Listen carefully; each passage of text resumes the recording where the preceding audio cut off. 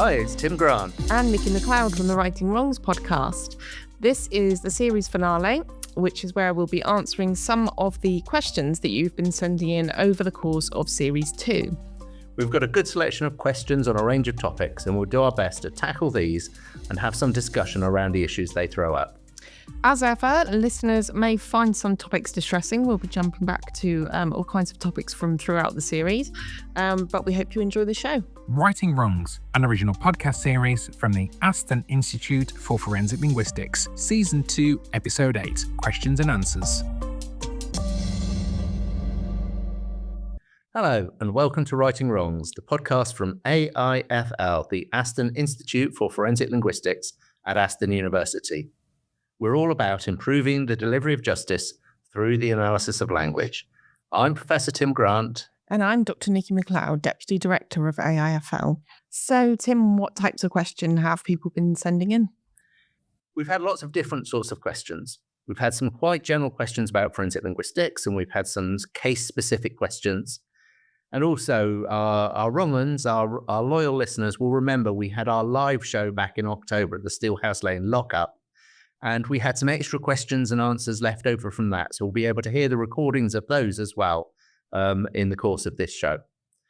And some questions come by email and others come by our various social media channels. So if you're a listener to Writing Wrongs, do get in contact and we'll pick up your questions in our next Q&A episode at the end of Series 3. So let's dive in with our first question, which is quite a general one to warm us up. This came from a Writing Wrongs live audience member and was sent in online. So, Nicci, what's the best part of being a forensic linguist?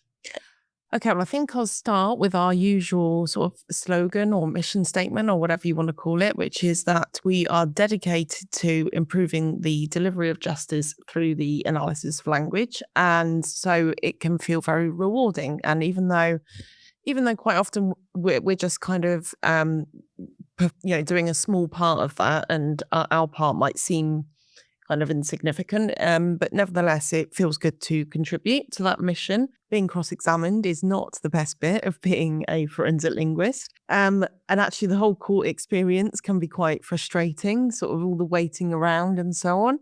I discovered during one of my court appearances that there's so much waiting around, and it was a bit. And I decided that being an expert witness, not to play down how terrible it is to be a homeless person that lives on the streets, but there were some parallels there, and kind of trying to find somewhere that was free and warm and had toilets to spend time in while I was actually waiting for my time to appear in court. And I found in Glasgow, art galleries are good for this. Yes. So I discovered some beautiful sculpture by Nicci de Sanfal in Glasgow. There was a beautiful exhibition there in the art gallery, and that's where I spent most of my time while I was waiting for the time that I'd been scheduled to appear. So yeah, it can be quite frustrating. I had 4 days fairly recently in Birmingham Crown Court, just round the corner from us here. Mm-hmm. But they kept on saying, "Oh, you'll be on in an hour." 4 days until they finally got to me for an hour and a half's testimony at the end of the last day. So it can be enormously frustrating. Yeah, it can.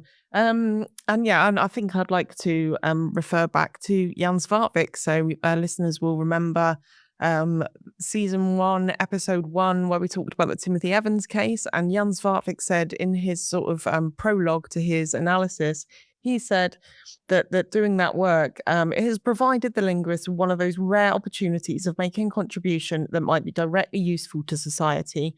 Once in a while, it is good for the linguist to know that he, and I'm saying sick, that they can be useful. I think this is probably something that's not quite as rare now as when Svartvik was writing that, but it does feel like it's nice to be able to sort of have an impact in the so-called real world of what we do. Yeah, I think a lot of us are attracted to the idea of making a contribution, like as Svartvik puts it. So I think it's that for me, and sometimes that can be a bit overwhelming. The idea that we're making a contribution. Sometimes it can feel that your contribution is small, or that it can be taken as too certain and so on. So it comes with its stressors, I guess. Yeah. But ultimately we want to try and do something that's of importance. And it's that is the best bit, I think, about being a forensic linguist. And we do that through our research as well. We try and do important research that will improve the systems more generally and improve the ability of the systems to bring people to justice. That's right. So our work on police interviews or emergency calls or the experiences of people whose first language isn't English, all these things all contributing to that mission. That is rewarding. And leading on from that, we have our first question and answer from our live recording session last October. Do you need a degree to go into linguistics?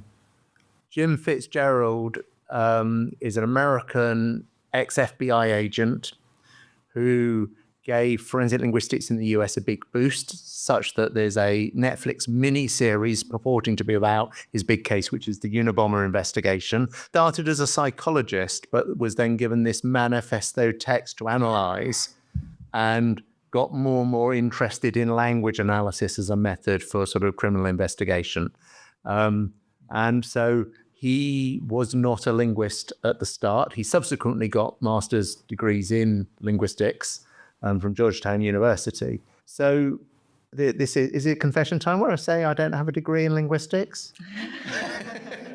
So my original degree was in philosophy, where I was very interested in philosophy of language and mind. And then I did something called cognitive science, which is where you get computers to analyze language and create artificial intelligences. This was back in the 1990s. And then I drifted sideways into linguistics and forensic linguistics. But I think you do in the book talk about the sort of the professionalization of the discipline and the institutionalization of the discipline. And I think increasingly some formally recognized qualification, certainly in linguistics and maybe in forensic linguistics, will probably become more and more common and more required. I don't think in these kind of fields it's ever an absolute. People find their own ways, but I think that would be my answer. Okay, and our next question gives us a chance to kind of drive home our point about our role in improving the delivery of justice. And the question came through about posthumous pardoning. Like, what is the point, or why should we posthumously pardon people? So this would go for examples like Derek Bentley, Timothy Evans, both of whom have featured on the podcast. Have you got any thoughts on that? Yeah, I think it's interesting and difficult, these cases, because there's a sort of adage in British law of being justice delayed, being justice denied.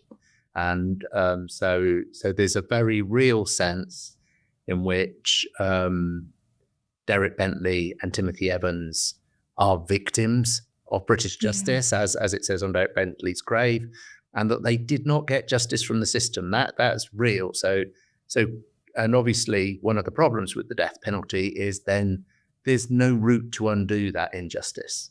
For me, I think there are a few different ways you can think of what's the point of the posthumous pardon. There are those who are left behind, those who remain.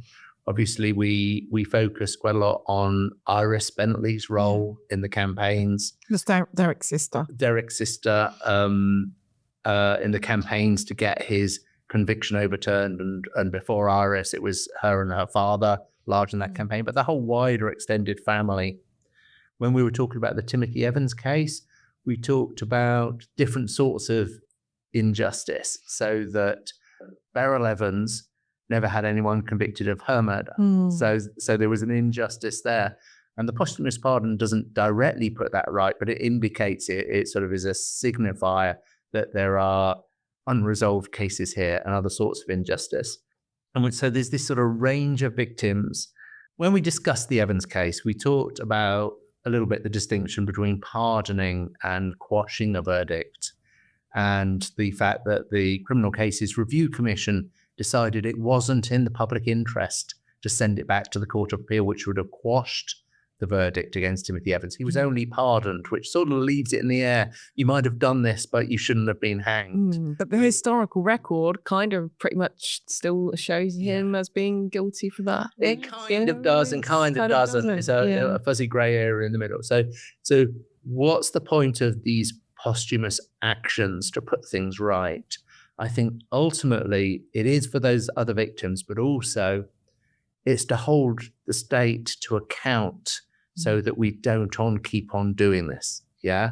So that police officers or prosecutors or the state more generally, in both these cases, the senior politicians, the home secretaries were involved, that they don't, that they realize the importance of their decisions and they carry out their processes in a sort of a correct way. There's this idea of procedural justice, which is that they should have had a fair interview process. They should have had a fair trial.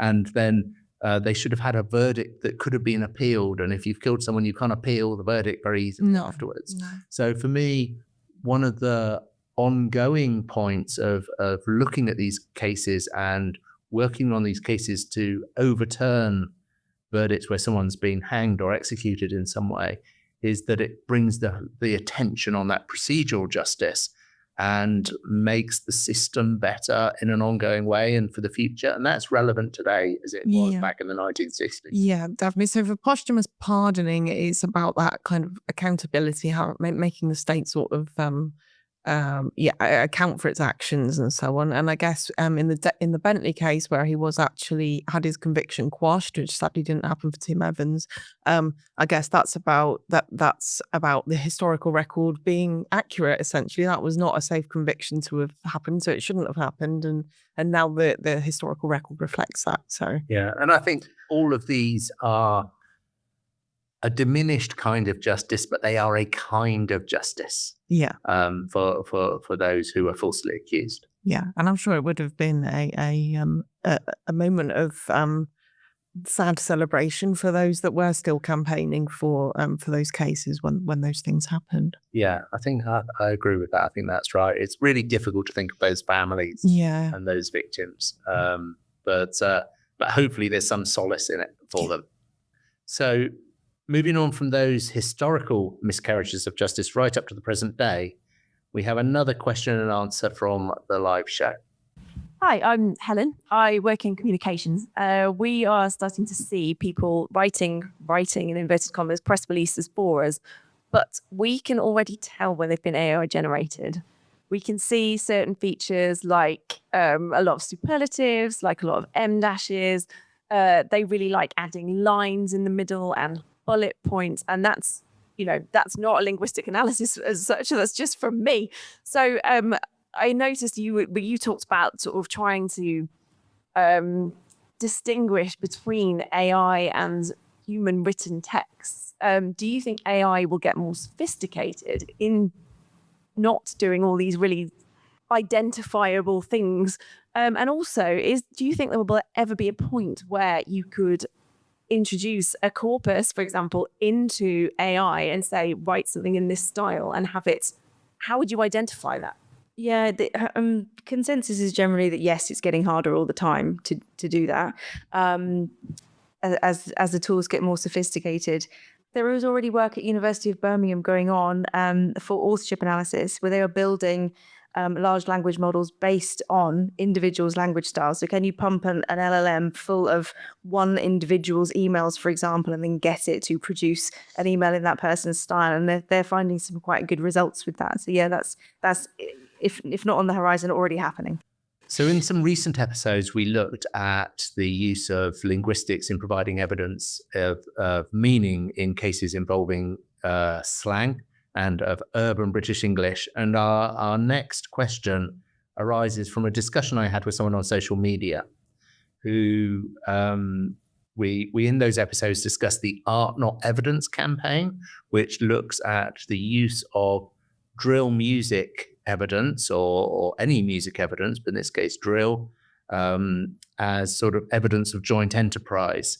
And that campaign we discussed, and that my commentator online sort of was questioning our stance in that episode, saying that if music lyrics, drill lyrics, tells the tale of some serious criminality, then can it be something like a confession in the form of bragging? And it's that, isn't it? That's what you hear people say. Well, well, why would you sing it in the first person if you weren't there? And are you just bigging yourself up against the other side and claiming the death of another individual in your drill music? So you should be subject to prosecution. It does make you part of the offence.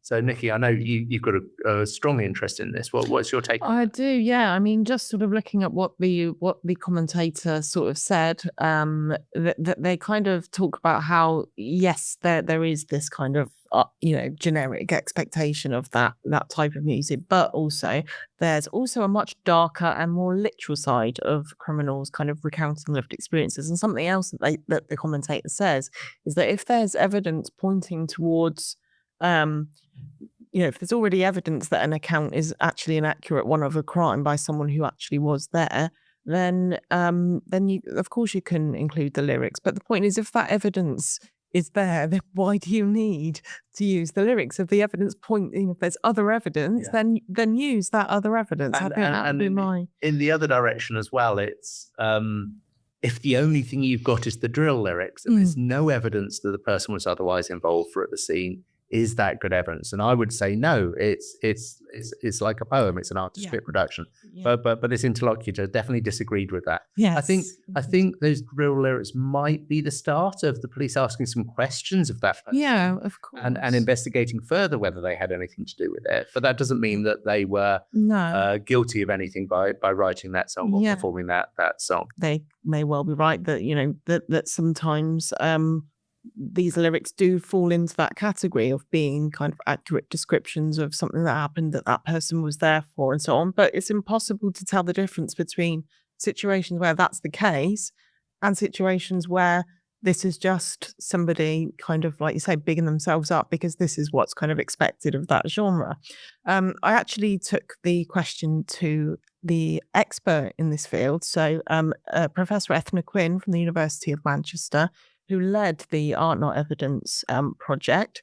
And I sort of shared the conversation, the interaction between you and this online commentator, and this is what she had to say. When rap's used as evidence in court cases, it's prejudicial in both the legal and lay sense of that term. But it can also be probative. That's to say, it could have relevance to an offence. The problem is that it easily looks relevant when it isn't. And that's because of rap's codified and performative language combined with its high prejudicial value. It raises the temperature in the courtroom. It invokes racial stereotypes. These problems are intensified by rap's abundance as an evidence source for investigators, police mine incriminating sounding materials to play in court. It's so easy for judge and jurors dealing with the real incident of harm to misinterpret the rap. Prosecution claims about rap's darker side, its more literal side, that it recounts criminal lived experience, can far too easily look plausible. The prejudicial value of rap is almost always greater than its probative value. It's really important to stress that nobody is suggesting that rap never relates to criminal lived experience. In fact, that's a claim the state makes to discredit those who want to do something about rap's misuse in criminal trials. The state likes to frame reformers as naive or as overreaching. But in fact, the new Art Not Evidence legislative proposal and the demands of change to charging guidance for prosecutors simply call for the placing of proportionately tight guardrails on the admissibility of this creative expression. Okay, so now we have another question and answer from that live show at the Lockup back in October. My question is about how do you go about presenting expert evidence in the courtroom when you are presenting evidence, expert evidence, to non-experts, people who might not know about n-grams and other linguistic expressions. So I think the key thing is to keep in mind that your job is to assist the jury. You're there to help them make their decision, not to tell them what decision to make, but to help them be able to process all the evidence in front of them and for them to reach their decision. And so it's our job really to make it as digestible as possible. So yeah, if that means simplifying or kind of sort of explaining in detail kind of what's meant by a particular procedure or what's meant by a particular concept or whatever it might be, our duty is to the court ultimately. So I think that's how I would approach I think that's right. It's more of a, so particularly in the UK context where expert evidence is more and more recognised and encouraged to be this assistance tool rather than part of the adversarial system. You're not meant to be there as an expert witness making the case for one side or the other. And so the principal role of the expert witness is to explain the evidence. And we had the question about AI, and one of the critiques of AI-generated forensic evidence is it can be inexplicable, necessarily inexplicable. And there's some really interesting jurisprudence that suggests that it should be, and currently is, in most courts, most jurisdictions, treated as hearsay evidence. Because what you have the expert standing up and say, my machine told me this. Yeah. And in normal law, I can't say, I wouldn't appear in court and say, well, Nicci told me this, because that would be excluded as hearsay. And the jurisprudence is suggesting that those AI systems are exactly that. Now, AI is moving on into what's sometimes called explainable AI, but it's not really explainable to a jury. It's explainable to a computer scientist very often. Yeah. And so that's where those cutting edge ideas come in. But it's an explanation role. And we are, of course, teachers as well. So you've got to be a bit careful taking sort of teaching into the witness box. And I think you'd be shredded in some cross-examination if you were overly a teacher. But I think it's a challenge is the real answer, but it's a challenge we're aware of. And I think if you try and advocate strongly, first you should be pulled up by the judge, but also that's where you get into difficulty. And the next question, Nicci, is for you, I think, and it was one that was sent in during the live show, but we didn't actually answer it during that show. And the question is, so what's your take on handwriting analysis? Is that part of forensic linguistics? Okay. No, it's not a part of forensic linguistics. I quite often have people approach me with handwriting analysis tasks and asking me to comment, and I have to turn those down. Like, it's not my area of expertise. When it comes down to what's my take on handwriting analysis, it depends what type you mean. So there's the type of handwriting analysis which I mentioned when we were talking about the toxic text from the Tees Valley, that case, where there was a handwriting analyst who was involved in that case. And her expertise was around matching handwriting or eliminating handwriting as not belonging to somebody. That's perfectly robust, perfectly valid method and perfectly valid and useful approach as it was in that case. But there's this other kind of type of handwriting analysis which claims to be able to to be able to offer an opinion on people's character, their personality and so on from particular characteristics of their handwriting. Like if your writing leans to the right, you're a control freak or something. I don't know the exact details because none of it's true. It's all absolute bunkum. So a bit like astrology or something of that sort. Yes, exactly. You may as well read someone's palm as trying to derive this information from the handwriting analysis. Sadly, the West Midlands Police Museum have got a display on this type of handwriting analysis. I have brought it up with them and said, maybe you'd like to replace it with a display on forensic linguistics.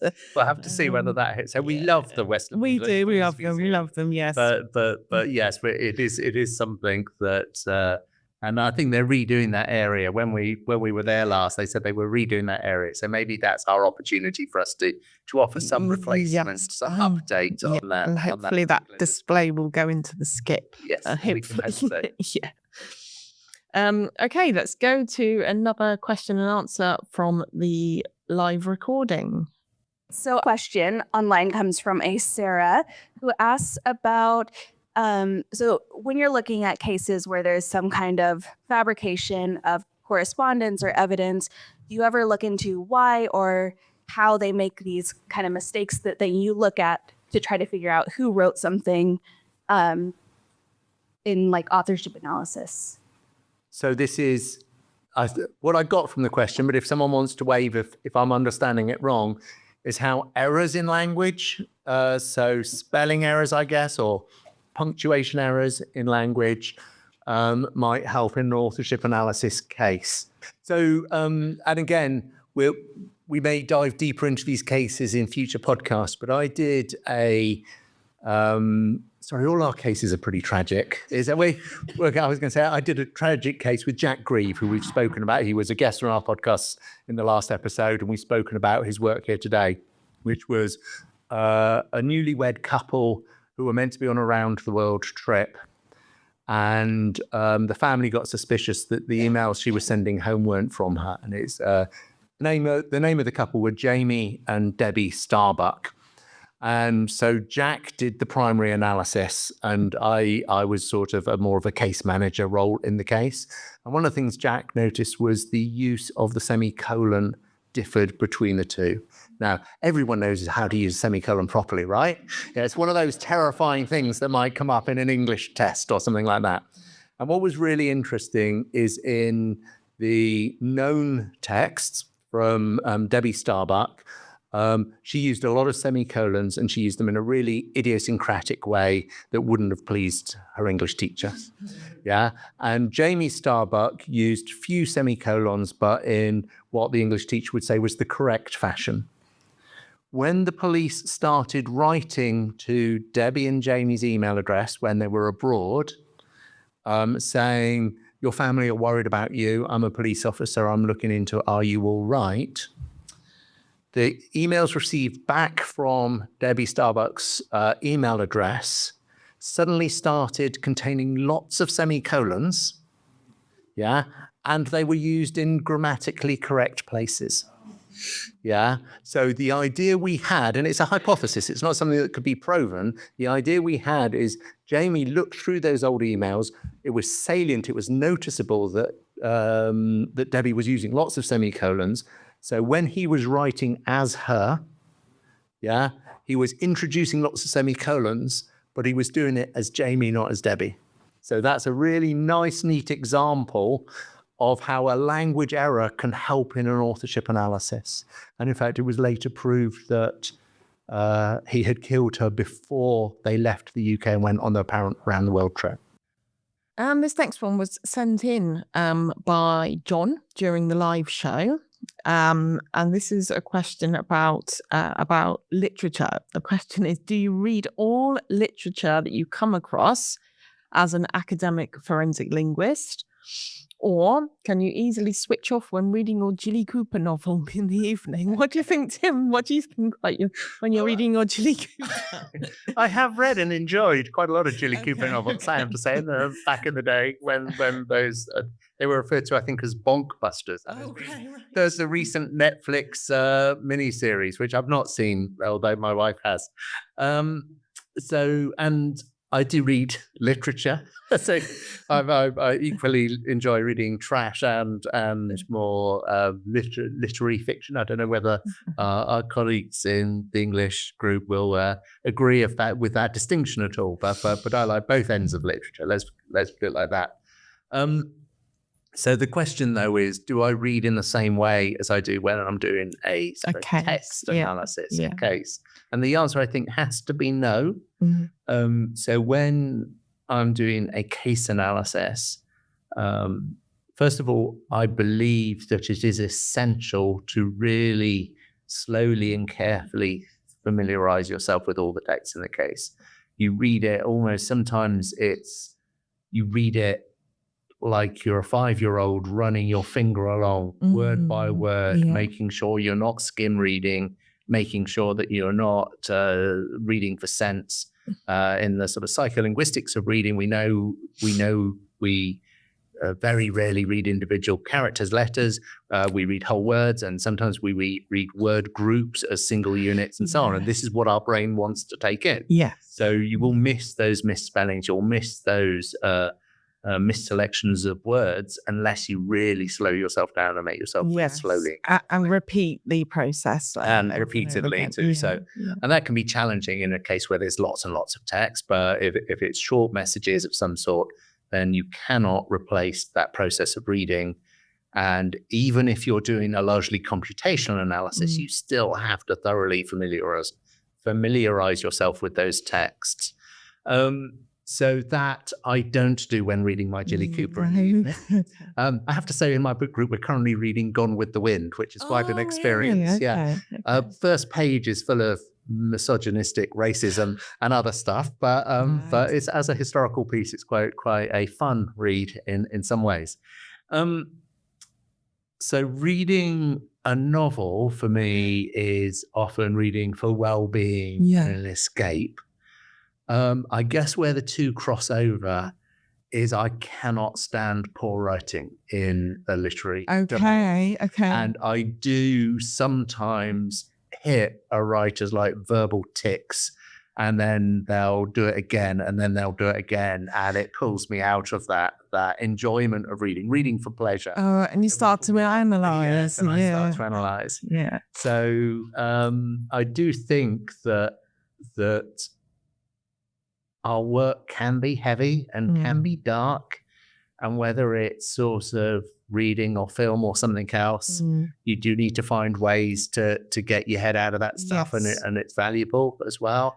And so I'm not, and just thinking about that, I'm not really into the bloodthirsty crime drama type series or books or anything like that. I think some people find that sort of cathartic. That I love them. I know love you them. do. I know you're into slasher horror movies and stuff like that. Yeah, So, the gorier the better. so I'm much more into Jilly Cooper and romantic fiction. It's not quite true, but there is a sense in which I escape rather than use it in that cathartic way. And I guess there's a distinction that when you're reading literature, you want to be carried away by what you're reading, and when you're analysing a text as part of a case, the very last thing you want is to be carried away by the content of the writing. It's attention to the text, and in fact, those content questions would usually go to someone else, like a crime analyst or a psychologist or a behavioural analyst or something like that.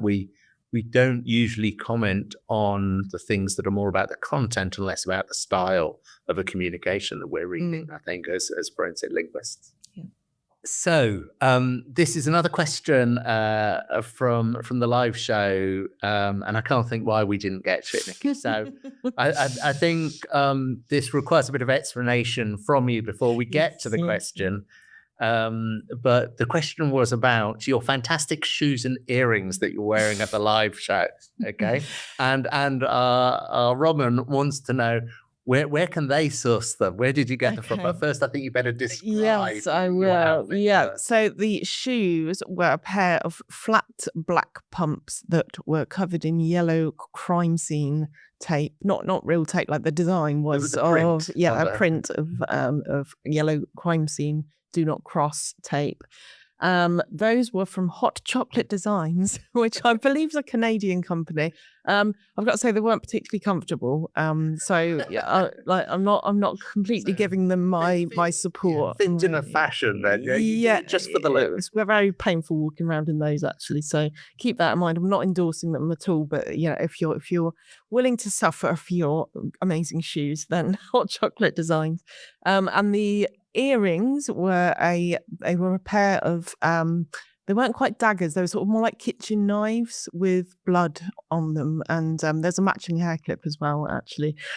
So those I got from Etsy. I'm not actually sure of the designer, but I did have a little look and to research. Obviously it's a well-researched show, so I had to go and look at where I might find something similar, and there's someone called Vinca USA selling them on Etsy. So yes, if you want bloodstained kitchen knife earrings, that's where to go. Excellent. For reasons beyond comprehension, nobody really comments on my dress. No, I really can't grasp why. No.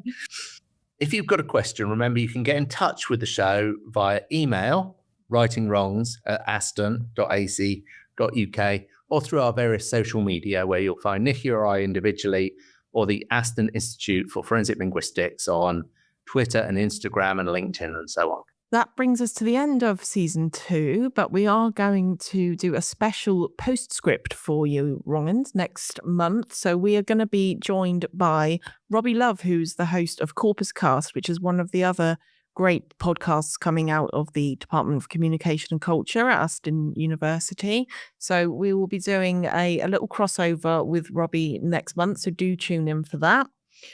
If you've been affected by any of the themes in this week's episode, please consider contacting the resources in the episode description. This has been Writing Wrongs, an original podcast series from the Aston Institute for Forensic Linguistics at Aston University. We'll see you next time. Goodbye. Goodbye.